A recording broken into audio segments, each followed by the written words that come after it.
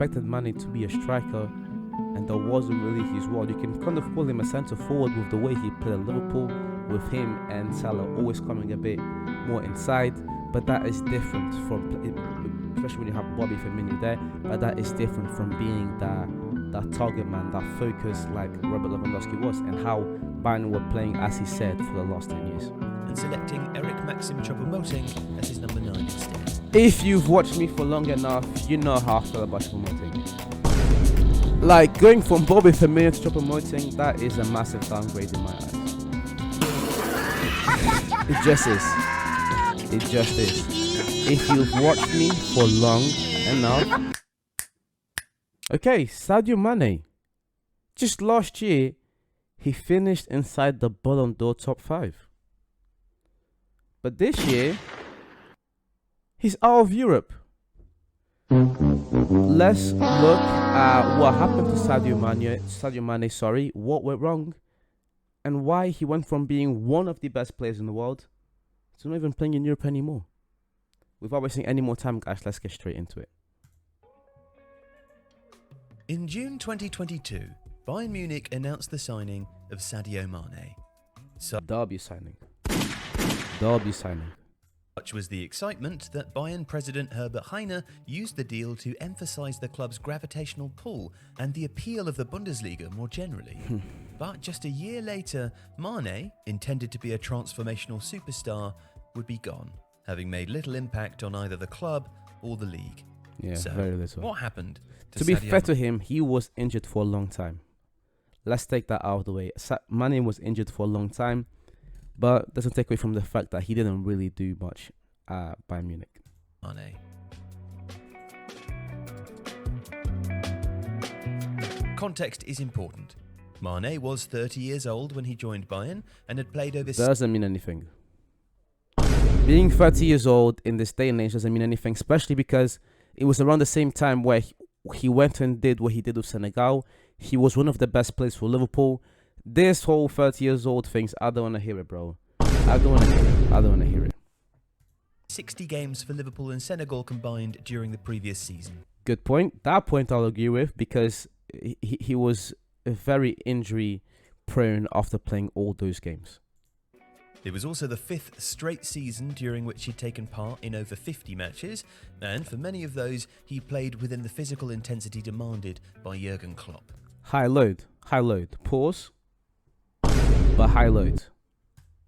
His Good new point. team had also recently sold Robert Lewandowski, who was both a record-setting goal scorer and the player around whom... The expectation around Mane was a bit maybe too much, especially because of whose shoe he had to fill in Robert Lewandowski, one of the best strikers to ever play this game. Bayern's attack had operated for the last decade. Mane was starting afresh, but Bayern were too. Even so, Mane's first competitive appearance promised much. In the German Super Cup in August 2022, Bayern beat RB Leipzig 5-3, playing with impressive attacking fluency and with Mane scoring his first goal. And instead of being a like-for-like replacement for Lewandowski, Mane was signed to be a more versatile forward, used to score goals, but also to extract more from the other attacking players. Bayern then thrashed Eintracht Frankfurt and Bochum and easily defeated Wolfsburg, with Mane playing either as a number 9 or part of a front 2. But the form wouldn't last. And that's kind of the problem. Like, they expected Mane to be a striker, and that wasn't really his role. You can kind of call him a centre forward with the way he played at Liverpool, with him and Salah always coming a bit more inside. But that is different from, especially when you have Bobby Firmino there. But that is different from being that target man, that focus like Robert Lewandowski was, and how Bayern were playing, as he said, for the last 10 years. Turned to autumn, Bayern began to lose their momentum. They drew with Gladbach and then lost to Augsburg, and in both, Mane showed signs that he was struggling to adapt to Julian Nagelsmann's 4-2-3-1 and its differences from Klopp's 4-3-3. While many of his best performances for Liverpool had also pivoted around the rare abilities of false nine Roberto Firmino. As I said, he was playing inside, great point there. He was playing a bit more inside, but he was playing with Bobby Firmino. He was playing with Salah. So you have a player in Firmino who's able to drop down a bit more and create for himself, his colleagues in Mane and Salah, and for the midfielders. You have Salah on the other side, who's an amazing player and who demands gravity himself. You know, it was a different system that suited Mane a lot better. Bayern lacked an equivalent player. At times, they even expected him to be the Firmino-like foil. Yep. And Mane's changing role is reflected in this dataset, which compares his last season in England with his first in Germany. It shows the tweaks in his game. There was a greater burden on him to be a creator and to be more progressive with the ball at his feet. Following the defeat to Augsburg, Nagelsmann added a further change, pushing Mane wide to the left and selecting Eric Maxim Choupo-Moting as his number 9 instead. If you've watched me for long enough, you know how I feel about Choupo-Moting. Like, going from Bobby Firmino to Choupo-Moting, that is a massive downgrade in my eyes. It just is. It just is.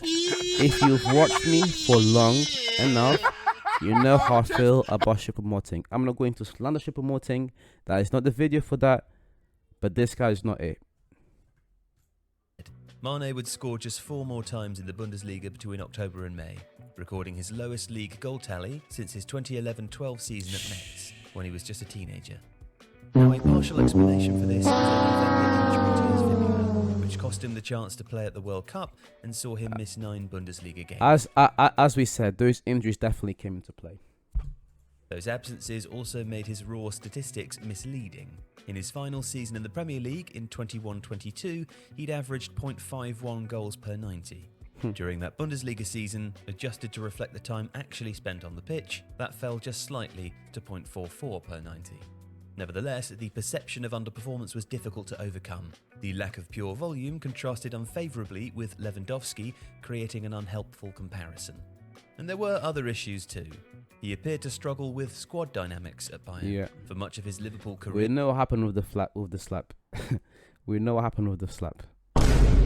He'd been a guaranteed starter. In Germany, that wasn't the case. Essentially, Bayern had signed a player for whom they didn't have a role.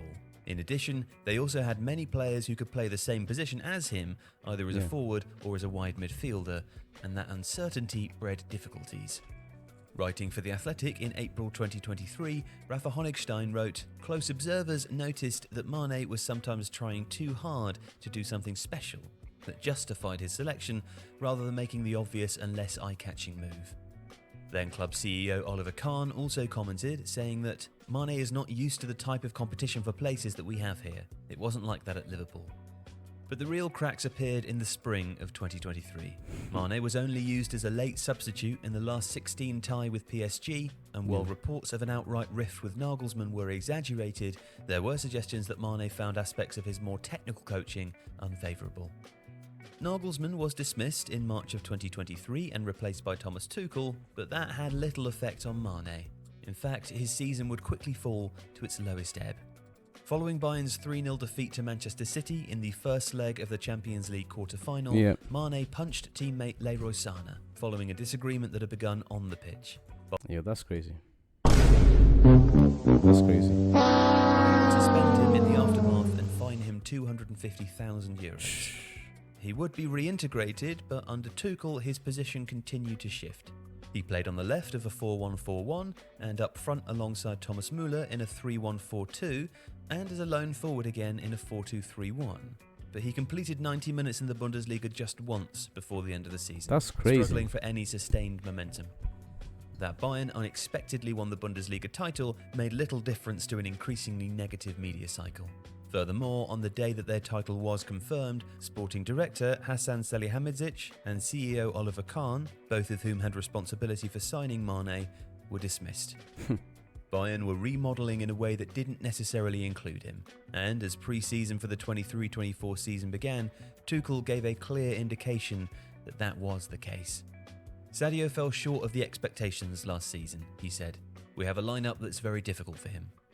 Days later, Mane would even snap at a local reporter, taking issue. I don't want to be putting the video here, but it's crazy, man. As I said, someone who finished in the Ballon d'Or top 5, if I'm not mistaken, did Mane make the top 3? The top 3 was who won it that year? It was Benzema. It was it was Benzema, De Bruyne, and Mane. So for him to fall so short, where he doesn't even have a place at Bayern Munich, that's crazy. That is crazy. Issue with the tone of his previous coverage. You're killing me every day, and now you want me to talk to you guys, he said, declining an interview request. It characterised the tension. It also suggested that his time at Bayern had reached breaking point. It was of little surprise then when it was announced that a lucrative deal with Saudi Arabian side Al-Nassr had been agreed, and that after just 13 months, Bayern and Mane were bound for divorce. If you like this video, please consider subscribing. As I said, there'll be video from T3 Football as usual. I will leave the link to the channel in the description if you want to go and show them some love afterwards. This is the end of the video, guys. I think I've said everything I wanted to say towards Mane. It's just heartbreaking. And like, as a summary, it's heartbreaking to see a player so good who hit such heights the season before underperform as much as he did. But this is the end of the video. Please leave a like, comment, subscribe, share. Do all those things to help me grow this channel. You're much appreciated. And I'll see you guys soon.